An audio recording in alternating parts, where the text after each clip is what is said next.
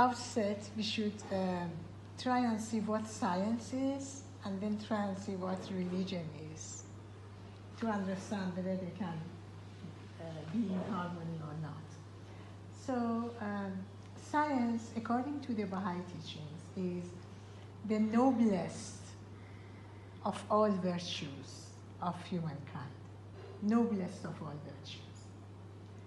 And this, of course, elevates the station of human beings to, beyond the station given to minerals, plants, and animals.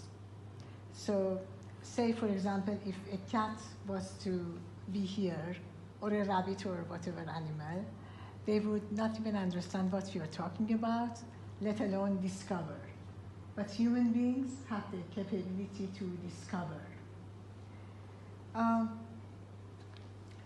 And religion is the sum of the teachings of God sent down from age to age. And of course, it's a system of knowledge that concerns itself with spiritual reality. The true nature of human beings, as I'm sure you will all agree, is spiritual. And it's just that we are spiritual beings, but then we are having a physical experience, let's say, while we live on this earthly plane of existence. So we are actually spiritual, but we are having a physical experience. We are spiritual because we have been given the human soul, which is not given to any of the other created things on earth. It's a very specific and a very special kind of soul. Every one of us has it, no matter who we are or where we are living, or what nation, what background, what religion, what culture we come from, whether we are poor or rich, living in a palace or dwelling in slum area, man or woman or child, we all have the human soul. We all have it, and we alone have it. None of the other, as I said, creations of God have been gifted with this special kind of soul.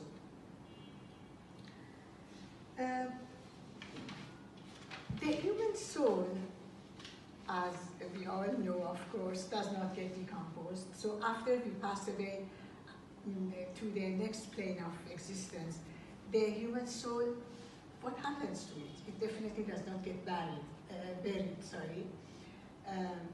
but it ascends, actually, into loftier realms. And what happens to it? In the Baha'i writings we read that when we pass away into the worlds of God, into the worlds beyond, we carry only our good qualities with us, not the bad ones. And actually, the bad qualities are just the absence of the good qualities. So these qualities make us progress. It's the starting point. What we carried with us is the starting point. And from then on, we progress. Of course, through the mercy of God and through the prayers recited for us by the ones we leave behind, the ones we had associated with, our family members, friends, whoever. So there's this example that many of us give over and over. It's funny, but it's relevant. So we say we all progress, but it depends from where we do. What is our starting point? That depends on the good qualities that we have taken with us. So say if I don't have very many good qualities, then I'm like a mosquito or a fly. But I'm still flying. Everybody is flying, so I'm still flying. And if someone is very, has been a very good person, has had many, many good qualities, that somebody can be likened to an eagle. So soars very high. But the point is that we all fly. Nobody is stagnant. We all fly. All human souls get into the divine world and they start flying. And this is the main reason why religion comes from age to age, because religion trains humankind to have good qualities. It's for our own good, because then we will not be starting from a very low point. So this is for our own good. And true religion is in harmony with science. They both represent the truth, and one truth can simply not contradict another truth. That's not a possibility.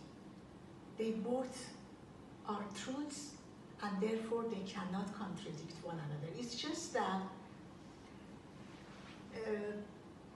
religion and science are both distinct bodies of knowledge, and they have different roles.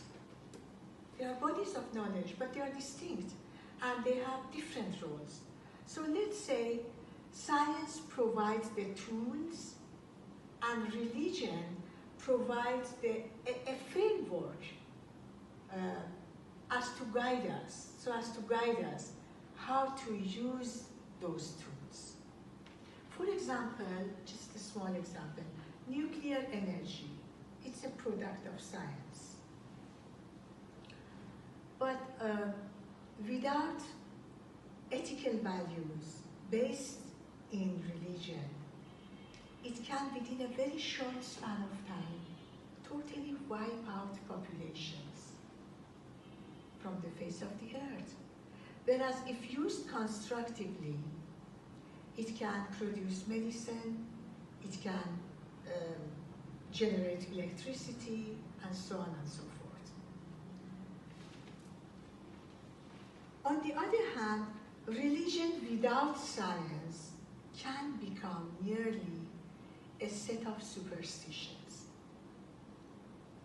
When they are in harmony, religion and science together are the most important, in fact, the irreplaceable foundations of human civilization.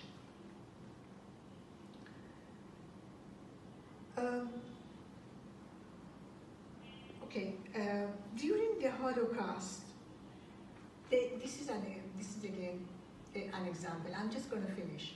During the Holocaust, the engineers, the scientists who built the gas chambers and the human burning machines, they did an excellent job. They were perfect at their jobs, weren't they? Also, the doctors and nurses excelled in experimenting chemicals on human bodies. But did that add any value to human civilization? It certainly did not.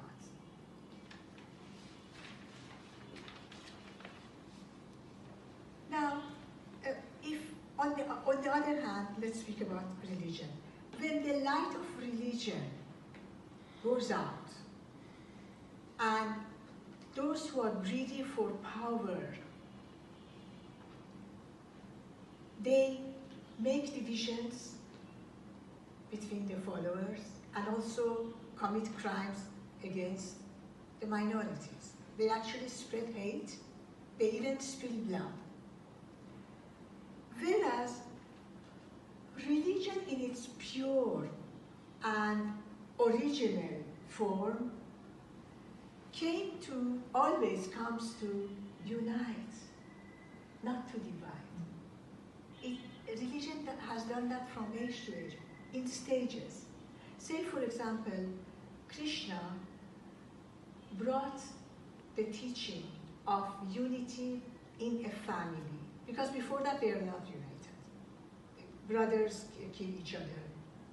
Everybody killed one another. So Krishna came to bring unity in the family.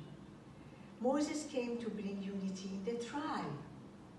Tribes were against each other and they looted one another. Jesus Christ brought unity in the city-state. Muhammad brought unity in the nation, Ummah. And in this age, Baha'u'llah has brought unity for the entire human family. It's one human family, really. And this is his main purpose and aim. He says, humanity, all of humanity, is like a single flower garden. It's the variety of its races and colors and cultures and languages must be celebrated, needs to be celebrated. It's beauty. Beauty in diversity. Just as if we enter a garden, we like to see flowers of different kinds rather than flowers of just one kind on one side and one type of fragrance. So now the floor is open. Thank you for your patience and for listening.